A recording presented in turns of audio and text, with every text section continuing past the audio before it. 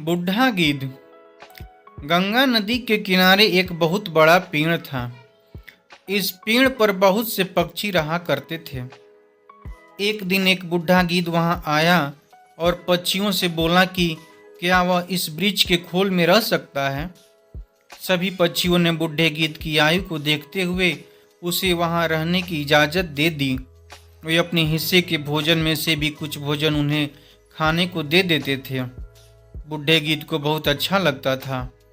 वह मन ही मन सोचता, ये पक्षी कितने दयालु हैं। अतः जब वे अपने बच्चों के लिए भोजन की तलाश में जाया करेंगे तो मैं पीछे से इनके बच्चों की रक्षा किया करूँगा। उस दिन के बाद से गिद्ध ने उनके बच्चों की रक्षा करनी शुरू कर दी। सभी मिलकर हंसी खुशी रहने लगे। एक दिन एक बिल्ली वहां से गुजरी। उसने उस पेड़ पर नन्हे पक्षियों की चहचहाने की आवाज़ सुनी। उसने सोचा कि उसे यहाँ कुछ छोटे व ताज़ा पक्षियों के बच्चे खाने को मिल सकते हैं। उसे देखकर पक्षियों के नन्हे बच्चे डर के मारे जोर जोर से चिल्लाने लगे। बुढ़ा गिद्ध चिल्लाया, कौन है? बिल्ली ने सोचा कि यहाँ थोड़ी युक्ति से काम लेना पड़ेगा। वह बोली, सुप्रभात श्रीमान, मैं बिल्ली हूँ। बुढ़ा गिद्ध बोला, यहाँ से चली जाओ वरना मैं तुम्हें खा जाऊँगा। बिल्ली बहुत चालाक थी। वह बोली, श्रीमान, मैं कुछ कहना चाहती हूँ, उसे सुन ले, फिर उसके बाद चाहे तो मुझे खा लेना। गिद्ध ने सोचा, क्यों न उसकी बात सुन ली जाए। बिल्ली बोली, मैं गंगा नदी के तट पर रहती हूँ। मैं बहुत ही धार्मिक विचार रखती हूँ।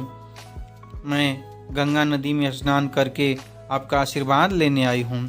गिद्ध बोला, मैं तुम पर कैसे विश्वास करूँ? तुम मांस खाने वाली प्राणी हो और यहाँ नन्हे नन्हे पक्षी रहते हैं। जाओ, भाग जाओ यहाँ से। बिल्ली ने उत्तर दिया, श्रीमान, मेरा विश्वास कीजिए, मैं जानवरों का मांस खाना छोड़ दिया है। यहाँ गंगा नदी के किनारे चारों ओर हरियाली है और ढेर सारे हरी वनस्पति हैं। मैं केवल हरी सब्जियां और फल खाकर ही अपना पेट भरती हूँ।